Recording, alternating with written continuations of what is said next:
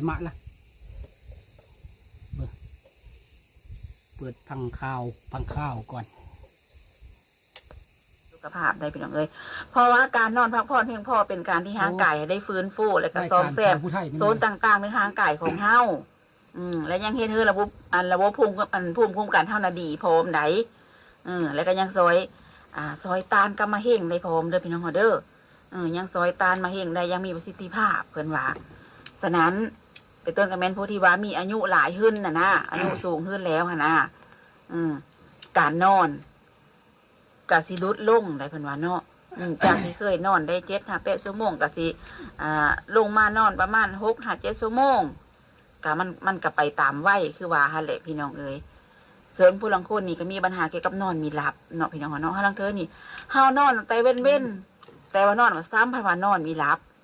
กิ้งไปกิ้งมาให้มันก็มีหลับจะเธอหั่นน่ะเนาะสถานกะผู้รวยทีว่าเยอะนอนหลับเพิ่มเติมกันนี่เลยกาแฟ3 สาวฟองสีขาวนี่ละซอยฐานใดเด้อเอาไปกินไปดื่มเธอต่อเนื่องกันเฮ็ดให้เฮาน่ะนอนหลับนอนแจ่เพิ่นกว่าเก่าเด้อและกาถ้าผู้รวยทีว่าเยอะห่างกายแข็งแห้งตึมอีกก็มียา